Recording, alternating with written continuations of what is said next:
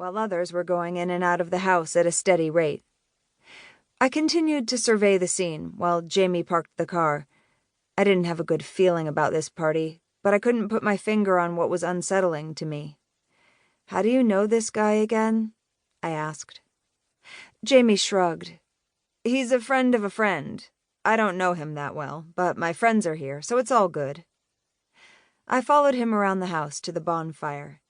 It didn't take him long to find his group of friends. Some I recognized from school, others I had never seen before.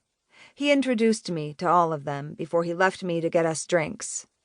I was uncomfortable with the group of strangers and trying to think of something to say when I heard my name. "Reese!" That definitely was not Jamie's voice, but it was one I recognized, one that sent a shiver down my spine. Shit. Duke. Tall, sexy, panty-melting Duke with his thick dark brown hair and his icy blue eyes. He was all man and had starred in several of my late-night fantasies, not that I would ever admit it. I tried to pretend like I didn't hear him, even though I had already jolted at the sound of my name. "Reese Walker, get your ass over here right now, girl." Oh, no the fuck he didn't. Sexy or not, I wasn't going to let him talk to me like that. Duke. Phoenix sent me out to Ricky Reynolds' house to check out these weekend parties he started having about a month or so ago. Rumors around town were that he came into some money when his father passed away, but Phoenix wanted to be sure that was all he was up to. He suspected there was significant drug activity going on at Ricky's parties and wanted proof. Phoenix was hardcore against two things: drugs and abuse of any kind against women and children. Sipping my beer, I leaned against the side of the house and watched the people around the bonfire. Thus far, I had only seen people drinking and a few smoking weed. What surprised me was that no one seemed to notice my presence. I walked into the house, grabbed a beer, and had been standing in the exact same spot for almost 45 minutes without a word from anyone. My eyes landed on a girl with one hell of a body walking toward the bonfire. She seemed out of place in her short, tight green dress and strappy high-heeled sandals. Her caramel-colored hair was a mass of curls that hung midway down her back. I desperately wanted her to turn around so I could see her face. I kept my eyes on her and watched silently as she and a guy approached the group by the fire.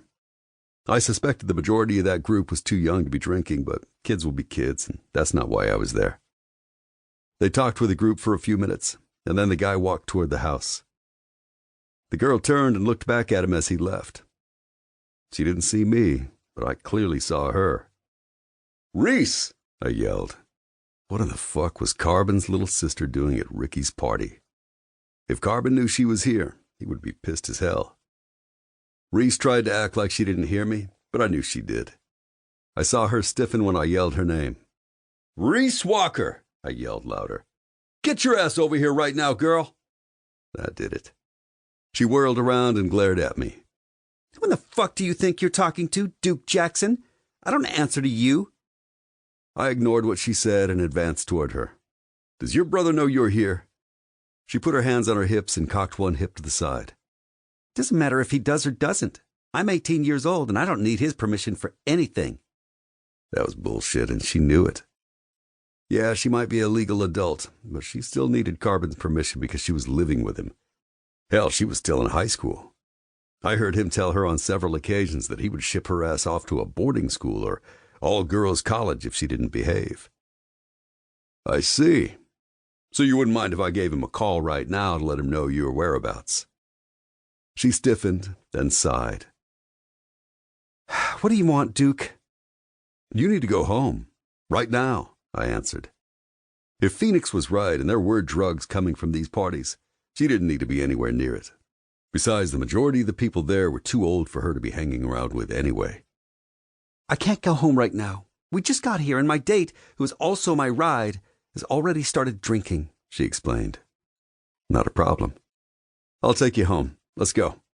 She shook her head. "I can't get on your bike dressed like this." She gestured to the tight-as-fuck dress she had painted on her gorgeous body. "You're in luck," I grinned and held up my keys. "I'm in a cage tonight. Now let's go."